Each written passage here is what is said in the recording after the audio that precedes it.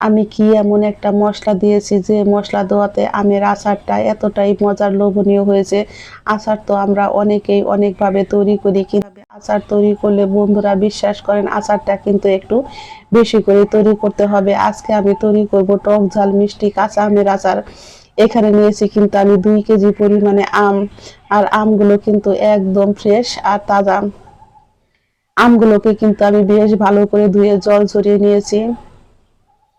এগুলো কাটার পরে কিন্তু আর ধোয়া যাবে না। এখন আমি আমগুলোকে কিন্তু এইভাবে টুকরো টুকরো করে কেটে নিব।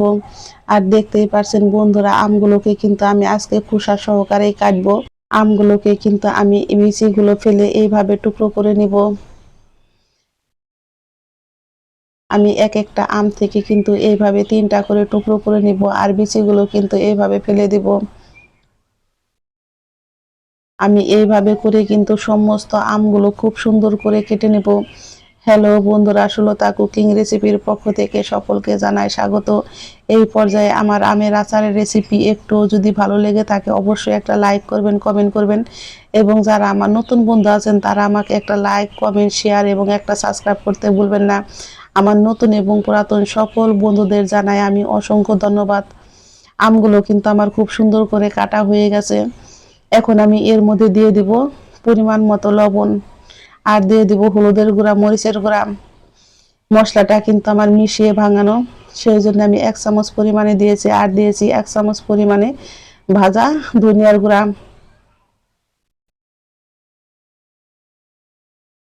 এখন কিন্তু আমগুলোকে আমি বেশ ভালো করে মেখে নেব। আর এমন ভাবে আমগুলো মাখতে হবে যেন প্রত্যেকটা আমের গায়ে মশলাগুলো ঢুকে।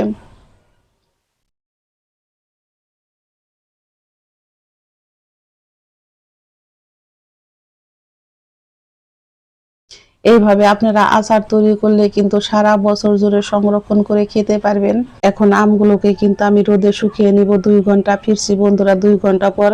দেখতেই পারছেন আমগুলো কিন্তু আমি এইরকম ভাবে শুকিয়ে নিয়েছি। এখন আমি একটা মশলা তৈরি করে নিব। এখানে নিয়েছি 1 চামচ পরিমাণে সরষে, 1/2 চামচ পরিমাণে গোটা জিরে, 1/2 চামচ পরিমাণে মৌরি, আর 1 চামচ পরিমাণে গোটা ধনিয়া। নিয়েছি আমি 3টা শুকনা মরিচ। এগুলোকে আমি কিন্তু চুলার আঁচটাকে একদম লোতে রেখে খুব সুন্দর করে ভেজে নিব। মশলাগুলো আমার ভাজা হয়ে গেছে। চুলায় থেকে নামিয়ে ঠান্ডা করে আমি কিন্তু এগুলোকে আধ ভাঙা করে শিলপাটায় বেটে নেব। চলে যাব চুলায়। কড়াইতে আমি দিয়েছি 1 বাটি পরিমাণে সরিষার তেল। এখন দিয়ে দিব আমি 2টা শুকনা মরিচ। এর মধ্যে দিয়েছি 5 ফোড়ন আর গোটা ধনিয়া। আর দিয়েছি আমি অল্প পরিমাণে একটু মৌরি, 1/2 চামচ পরিমাণে সরষে। এখন সমস্ত উপকরণ দিয়ে কিন্তু আমি বেশ ভালো করে এইভাবে নেড়ে ফোড়নটা রেডি করে নেব। আর ফোড়নটা কিন্তু একটু ভাজা ভাজা হলে আচারটা খেতে বেশি মজা হয়। বন্ধুরা, ফোড়ন থেকে কিন্তু খুব সুন্দর একটা মিষ্টি গন্ধ বের হচ্ছে। আর এই সময় দেখবেন মিষ্টি গন্ধটা বের হলে মনে করবেন ফোড়নটা রেডি হয়ে গেছে। এখন আমি দিয়ে দিব আমগুলো। আমগুলো দিয়ে কিন্তু চুলার আঁচটাকে আবারও মিডিয়াম টু লোতে রেখে এইভাবে খুব সুন্দর করে ভেজে নিব।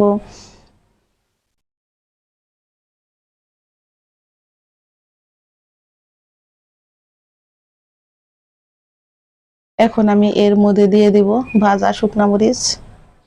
শুকনা মরিচগুলোকে কিন্তু আমি কাঠখোলায় ভেজে এইভাবে হাত দিয়ে একটু ভেঙে নিয়েছি। ঝালটা আপনারা আপনাদের পছন্দ অনুযায়ী খাবেন, যেহেতু টক ঝাল মিষ্টি আমের আচার। আর এই টক ঝাল মিষ্টি আমের আচারটা একটু টক টক ঝাল ঝাল মিষ্টি মিষ্টি হলে খেতে কিন্তু বেশ মজার লাগে। খিচুড়ি, ভাত বাকি ডালের সাথে খেতে হয় কিন্তু এই আচারটা দারুণ মজার। আবার খালি খালি খেতেও হয় কিন্তু দারুণ মজার। এই আচারটা এইভাবে তৈরি করলে কিন্তু চুলায় থেকে নামানোর আগে শেষ হয়ে যায়। এখন আমি আবারও দিয়ে দিব উঁচু করে 1 চা চামচ পরিমাণে হলুদের গুঁড়া, মরিচের গুঁড়া, আর দিয়েছি আমি ভাজা ধনিয়া আর জিরার গুঁড়া 1.5 চা চামচ পরিমাণে। এখন আমি দিয়ে দিব ছোট 1/2 কাপ পরিমাণে চিনি। মিষ্টিটা আপনারা বন্ধুরা আপনাদের পছন্দ অনুযায়ী খাবেন। এখানে আছে 5 চা চামচ পরিমাণে চিনি। যেহেতু আমার আচারটা একটু টক ঝাল মিষ্টি, সেই জন্য চিনিটা আমি একটু কমিয়ে দিব। আমি এর মধ্যে দিয়ে দিয়েছি 1/2 কাপ পরিমাণে সিরকা। বন্ধুরা, সিরকাটা আমার স্কিপ হয়ে গেছে, অবশ্যই বন্ধু হিসাবে একটু মানিয়ে নিন। এখন সিরকা দিয়েও কিন্তু আমি আমগুলোকে বেশ ভালো করে নেড়ে নেব। আপনারা যদি সঙ্গে সঙ্গে খেতে চান তাহলে কিন্তু সিরকাটা না দিলেও হয়। আর আমি যেহেতু সারা বছর জুড়ে এই আমার আচারটা আমার থাকবে, তার জন্য কিন্তু আমি সিরকাটা দিয়েছি, যাতে নাকি আমার আচারটা নষ্ট না হয় আর রোদেও না দিতে হয়। আমার আচারটা কিন্তু প্রায় রেডি হয়ে গেছে বন্ধুরা, দেখতেই পারছেন আমের কালারটাও কিন্তু চেঞ্জ হয়ে গেছে। আর এইভাবে আচার তৈরি করলে বন্ধুরা খেতে এতটাই পরিমাণে মজার হয়। আমের আচারটা কিন্তু দেখতেই পারছেন আমার কত সুন্দর পাক এসে গেছে।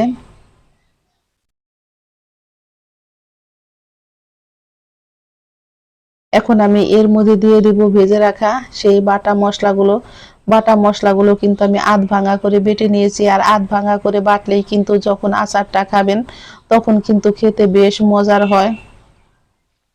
আমার আচারটা একদম রেডি হয়ে গেছে, এখন আমি চুলাই থেকে নামিয়ে নেব।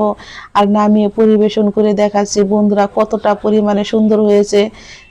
ঝটপট তৈরি হয়ে গেল আমার কাঁচা আমের টক ঝাল মিষ্টি আমের আচার, সেই স্বাদ।